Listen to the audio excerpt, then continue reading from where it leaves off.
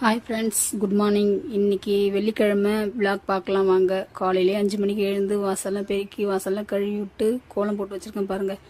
கோலம் போட்டு கலர் கொடுத்து குங்கும மஞ்சள்லாம் வச்சுருக்கேன். சைடில் லெமன்லாம் அரைச்சி வச்சுருக்கேன்.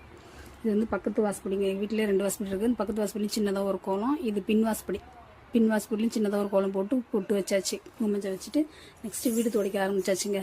வீடெல்லாம் தொடச்சி முடிச்சுட்டு சாமி பூஜை பண்ணுற பாத்திரத்தை எடுத்து கழுவ ஆரம்பிச்சிட்டாங்க. கழுவி எங்கே பாருங்கள், கழுவி முடிச்சுட்டு அதுக்கு மஞ்சள் குங்குமம்லாம் வைக்க ஆரம்பிச்சிட்டேன். மஞ்சள் குங்குமம்லாம் வச்சுட்டு இந்த மாதிரி தான் நான் மஞ்சள் குங்குமம் வைப்பேன். நான் வச்சுக்கிற மெத்தட் கரெக்டாக இருந்தான்னு சொல்லுங்கள். மஞ்சள் குங்குமம் வச்சுட்டு அதுக்கப்புறம் உருளி ரெடி பண்ணிட்டேங்க.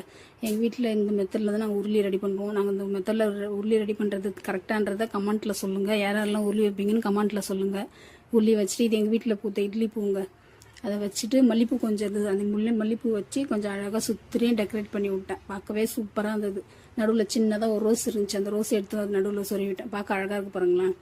சின்னதாக ஒரு ரோஸ் இருந்தது, அதையும் அழகாக சொருவிட்டேன். சொருவிட்டு இடையிருந்து பார்க்கும்போது சூப்பராக இருந்தது. உருளி எடுத்து நம்ம நிலவாசல் அருக்கல்ல வச்சுட்டேங்க. வாசப்படியில் வச்சுட்டேன். இங்கே பாருங்கள், இடையிருந்து பார்க்கும்போது அந்த வாசப்படிக்கு அந்த உருளிக்கும் சூப்பராக இருந்தது வச்சுட்டேங்க.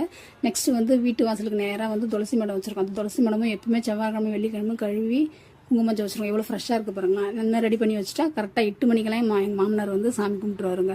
ஓகேவா? வீடியோ பிடிச்சிருந்தா லைக் பண்ணுங்கள், சப்ஸ்கிரைப் பண்ணுங்கள். யாரெல்லாம் இந்த செய்வீங்கன்னு கண்டிப்பாக கமெண்ட்